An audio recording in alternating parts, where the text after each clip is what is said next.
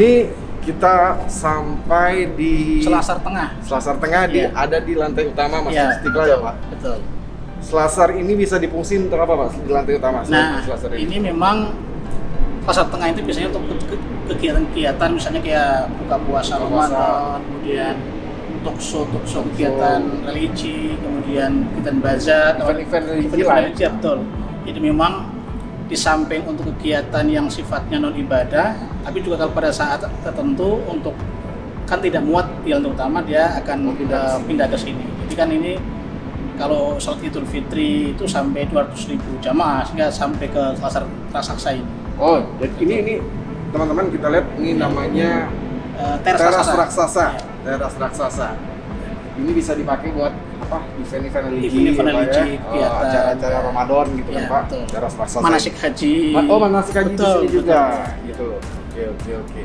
Selasar utama, di sebelahnya ada teras raksasa. Selain itu apa lagi nih Pak? Ini gedung pendahuluan ini. Gedung pendahuluan ya? Ya. Oke, jadi masuk sini batas suci ya Pak? Udah batas Betul. suci. Alas kaki kita ditaruh di bawah. Ya. Sobat anak negeri, ini namanya teras raksasa yang ada di lantai utama Masjid Istiqlal. View-nya apa ya Pak? Mana kelihatan? Ini apa? Menara Masjid Istiqlal. Kita nanti Bapak mau kasih lihat ada view bagus katanya. Iya betul. Jadi bisa melihat gereja sama apa keseluruhan tapak bangunan Masjid Istiqlal ya Pak. Betul. Kita ke sana ya. Ini katanya view-nya bagus ya Pak. Betul. Teman-teman ini ada view bagus nih katanya. Kalau pengunjung boleh nih foto di sini. Boleh. Jamaah habis sholat. Ya, jamaah sholat. Ambil foto di sini boleh. Ya. Ini ada kelihatan di sini juga Masjid Istiqlal, bangunan Istiqlal. Di sebelah sana ada Gereja katedral ya Pak ya.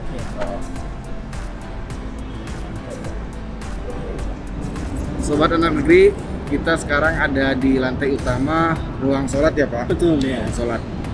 Ini saya lihat lightingnya baru semua nih Pak? Baru semua lightingnya. Nah ngomongin ruang sholat ini kapasitasnya berapa Pak menampung? Di lantai ini aja nih, belum kan ada 3 level ya, 3 lantai ya Pak? Iya. Jadi kalau lantai utama masjid itu 16.000. Lantai utamanya ini 16.000 jamaah. Tapi kalau keseluruhan ini bisa sampai emperan, balkon itu 61.000. Kalau yang dari teras dari luar tadi itu 50.000. Ya, jadi totalnya hampir 200. Hampir 200.000 sampai ke teras raksasa tadi kalau dipakai. Pernah sampai penuh segitu Pak? Sering kalau pas hari raya Idul Fitri. Idul Fitri pasti penuh ya Pak? Pasti penuh. Kalau lagi Ramadan Pak? Kalau Ramadan ya lantai utama saja ini yang mungkin kalau pas awal-awal itu bisa sampai ke belakang itu. Oke. Tapi juga kadang-kadang sampai ke atas juga kalau pas misalnya ada 17 Ramadan atau pas 10 hari akhir Ramadan itu kan sering orang iktikaf itu banyak sekali. Ini karpetnya digulung nih Pak? Digulung betul, ini karena memang karena kondisi Covid ya, semua karpet juga digulung dan memang belum pernah dibuka. Artinya belum pernah dipasang sejak datangan baru itu. Oke. Towernya juga ini saya pengen tahu nih Pak. Ya. Ada cerita apa nih di apa namanya, sejarah apa nih tentang filosofi tentang tower yang ada ini, tiang-tiang masjid ini ada berapa nih jumlahnya saya lihat nih? 12 tiang ya. nih Pak. Bisa ceritakan nih Pak? Ya betul. Jadi memang masjid ini kan didesain oleh arsitek Fredrik Silaban ya. Non Muslim katanya. Non Muslim betul, non Muslim. Nah, ikut sayembara kalau nggak salah ya. Betul. Jadi dia salah satu yang menang sayembara pada saat itu. Nah ini kan menurut Fredrik Silaban ini kan arsitek yang dipakai itu arsitek gaya internasional yang menggabungkan antara arsitek Timur Tengah dan juga Eropa. Kalau Timur Tengah misalnya banyak kaligrafi yang ada di kubah utama ini. Kemudian dari sisi gaya Eropa itu diantaranya adalah kokohnya pilar-pilar Masjid Istiqlal, termasuk kerawangan, kemudian sisi geometris ada kubah-kubah atau ada apa namanya kotak-kotak seperti geometris itu, yang menunjukkan bahwa ini adalah gaya Eropa. Nah Istiqlal ini ditopang oleh 12 tiang. Pilar ini kan. Pilar. 12 pilar. Ya, simbol dari 12 pilar ini adalah simbol hari kelahiran Nabi Muhammad SAW. Oh, jadi 12 pilar ini simbol hari kelahiran Nabi Muhammad SAW. Ya. Kemudian juga ada 5 lantai ya. 5 lantai. Iya. 5 lantai ini menyimbolkan rukun Islam. Ya.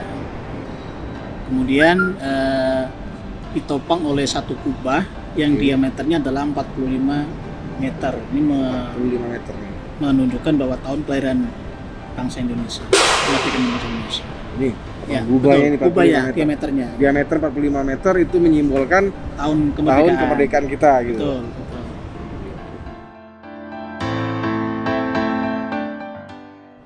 Ini Pak, kemarin kan kita lihat kan ada renovasi besar-besaran ya. Betul.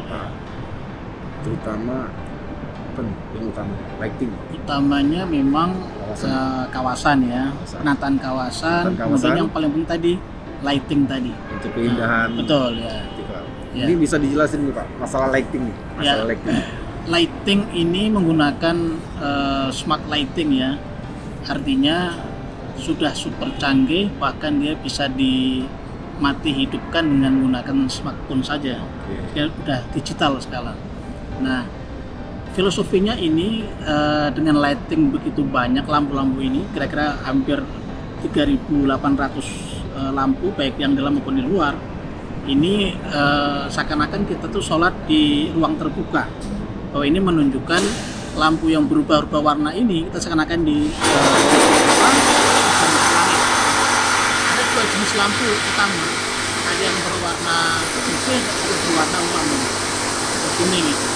Kalau kita keseluruhan itu kita menggunakan green, blue, red, and white. Jadi pada saat tertentu dia akan berubah sesuai dengan temperatur suhu.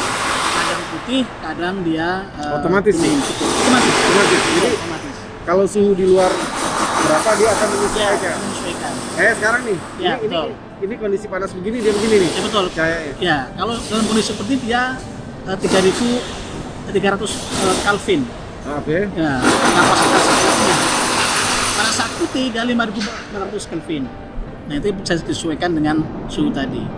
Dan juga pada saat tertentu dia akan berubah warna juga. Bisa biru, bisa merah. Selain itu saya dengar tadi ya Pak. Ya. Bahwa lampu itu bisa disetting ya, disetting khusus ya. Betul ya. Jadi misalnya gini, kalau ada momen acara di sini itu bisa misalnya apa Idul Fitri kan gitu kan, Idul Adha gitu. Itu pencahayaannya beda lagi tuh. Beda lagi. Jadi hanya semua tiang, semua ruangan ini bisa berubah warna. Oh gitu. Iya. Okay. Termasuk yang paling sangat menarik adalah lampu di kubah utama di atas. Jadi sistem lampu di kubah atas itu kan imitasi bulan. Jadi pada saat bulan purnama dia akan putih, total. Jadi seperti bulan purnama, terangnya juga begitu. Pada saat dia bulan sabit menurun, dia akan menyesuaikan. Jadi ada warna putih, warna sesuai dengan warna bulan itu. Jadi kalau misalnya dia bulan purnama, pencahayaan juga itu bulan. Kalau dia sabit, dia akan berubah juga, warnanya kayak sabit gitu. Betul. Tapi sayangnya bisa dilihat dari bawah ya Pak. Iya betul. Kalau malam bisa dilihat pada saat bulan purnama atau bulan sabit. Jadi teman-teman, informasinya bahwa saat ini Istiqlal udah dipercantik dengan apa? Lampu-lampu yang smart lighting. Dia akan memberikan nuansa khusus. Dia juga akan punya settingan khusus untuk event-event tertentu ya Pak. Betul. Tapi tiap hari lampu ini hidup Pak. Lampu hidup ya, tiap hari. Tapi bukan dia punya standar. Standar. Hari-hari biasa biasa aja gitu kan Pak. Betul. Kayak gini aja sebenarnya udah beda banget ya. Iya betul. Suasananya dari yang kan hidup sendiri nih. Tadi hidup. Nah ini sedang hidup kan. Ini minta lagi. Oke. Pak, ini yang katanya bagian wudhu ya Pak? Iya. Kamar kecil, tempat wudhu yang kemarin direnovasi juga ya Pak? Iya. Apa aja nih Pak yang bisa dilihat yang ini ada perbaikan tempat wudhu ya, stainlessnya diganti, kemudian kamar mandi baru diperbaiki. Jadi kalau total kamar mandi ini, tempat wudhu ini, kerannya itu ada 600-an. Kerannya 600. Tadinya sebelumnya? Sama sih sebetulnya. Sama. Justru ada berkurang karena ada penambahan tempat wudhu yang lebih permanen ya. Kemudian kalau toiletnya itu ada sekitar 59 kamar mandi atau toilet. Ada penambahan itu? Ada penambahan perbaikan. Perbaikan. Oke. Pak, hari ini kita udah cukup lumayan mengeksplor Masjid Istiqlal ya Pak ya? Iya. Ini Bapak kayaknya mau ngajak saya ke mana nih Pak? Tempat beduk ini. Ada beduk nih Pak? Beduknya. Suka ini, sering dipakai nggak pasti? Iya, ini beduk dipakai pada saat Jumat ya kalau besar ya. Tapi kalau yang kecil itu setiap saat waktu masuk sholat. Gitu. Yang besar ini cuman untuk momen-momen tertentu aja ya Pak ya? Gitu loh. Sering tamu-tamu kenegaraan juga memukul beduk. Oh gitu. Ini ada namanya nggak nih Pak? Namanya sih nggak ada ya. Ada Depannya mana nih Pak? Sini ini. Ini beduk sudah 300 tahun. Hah? Umur ya? Iya. Kayunya ya. Kayunya 300 tahun. Kalimantan ini kayu Kalimantan, kayu Meranti Kalimantan gitu. Udah ada di Masjid Istiqlal dari tahun berapa nih Pak? Sejak berdiri nih. Dari sejak berdiri udah ada nih. Iya. Saya juga baru tahu nih Pak, ada beduk segede gini loh Pak. Iya. Ini kira-kira berapa sapi nih Pak? 2 sapi. Dua sapi. Ya, yang satu laki di depan, yang perempuan di belakang. Oh, yang ini depan. Iya. Jadi ini sapi, kulit sapi laki. Iya. Yang perempuan di belakang. Di belakang. Ya. Pak Hin, kita udah muter ya. Iya. Melihat fitur-fitur baru, terus melihat penataan kawasan baru di Masjid Istiqlal. Sekarang kan kita ada di lantai berapa? Lantai 3 ya? Lantai 3 ya. Jadi rencana mau lantai 5 ya? Nggak jadi 5 ya. Jadi tutup kali ya. Ini kita udah mengeksplornya. Mungkin nanti kita ngambil juga suasana malamnya. Ya. Lightingnya hidup semua kan malam ya Pak? Ya, insya Allah. Kami dari tim Visualan Negeri sebelumnya mengucapkan terima kasih kepada Bapak sama Bapak pengurus Masjid Istiqlal gitu kan atas keramahannya. Kita selain memproduksi video vlog untuk kebutuhan informasi juga kita membuat konten virtual tour Pak. Ya. Semoga bermanfaat juga untuk kita semua ya Pak. Mungkin dari pihak Masjid Istiqlal ada yang mau disampaikan oleh Bapak? Ya. Gitu. Ya, terima kasih tentunya untuk para jamaah Masjid Istiqlal dan kaum muslimin dan semua pengunjung dan tentu masyarakat Indonesia ya dalam kondisi yang belum bisa dikunjungi Masjid Istiqlal, tapi tetap Istiqlal akan memberikan pelayanan yang terbaik, baik yang secara daring maupun secara fisik nanti pada saat dibuka. Nah, Istiqlal memang setelah direnovasi ini menjadi New Istiqlal, artinya Istiqlal memantapkan peran sebetulnya, tidak hanya sebagai peran tempat ibadah, tapi juga untuk tempat kegiatan sosial, pemberdayaan umat, segala macam. Artinya siapapun yang berkunjung ke Istiqlal itu nanti bisa menikmati atau melihat secara arsiteknya, melihat panorama yang ada, kemudian karena semua sudah ditata rapi, insya Allah bersih, aman, kemudian bisa bermain dengan keluarga dan sebagainya. Yang paling penting memang sekarang Istiqlal itu sudah merencanakan kegiatan atau program, baik itu di bidang pendidikan, di bidang peribadatan, di bidang sosial maupun di bidang building itu sendiri. Misalnya di bidang pendidikan sudah membuka pendidikan kader ulama internasional. Jadi di samping pesertanya dari seluruh Indonesia maupun internasional, dan juga pengajarnya juga dari luar negeri, baik dari Timur Tengah maupun dari Eropa. Ini salah satu program Istiqlal ke depan. Jadi program pengkaderan ulama. Diharapkan nanti menjadi tokoh-tokoh ulama yang sekaligus bisa memimpin masjid. Kemudian juga di bidang sosial, kita akan menjadi pusat pemberdayaan ekonomi. Kemudian menjadi pusat halal wisata. Istiqlal. Jadi itu kira-kira. Nah, oleh karena itu mohon bersabar karena ini masih dalam kondisi Covid, tapi insya Allah dari sisi pelayanan kita masih bisa membuka dengan membuka website, misalnya pelayanan yang bersifat bimbingan, konsultasi maupun mu'alaf yang seringkali datang ke Istiqlal masih bisa kita layani dengan cara mendaftar di website kita. Gitu. Gitu ya Pak ya. Ya.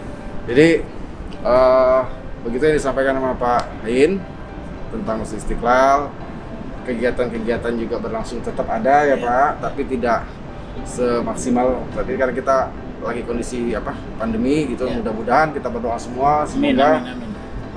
Pandemi ini bisa segera berakhir, kita sama-sama bisa memakmurkan masjid kembali dan memeriahkan masjid kembali dengan kegiatan-kegiatan positif. Dan informasi tadi sudah kita sampaikan, siapapun masyarakat dapat berkunjung di sini untuk yang umat muslim untuk ibadah, tamasya religi gitu kan, dan non muslim pun bisa untuk mengunjungi Masjid Istiqlal untuk melihat keindahannya, untuk mengetahui sejarahnya, banyak hal yang bisa dinikmatin di Masjid Istiqlal gitu loh. Begitu kan Pak ya? Iya. Ke depan melalui website Masjid Istiqlal akan ada fitur virtual tour ya. Betul.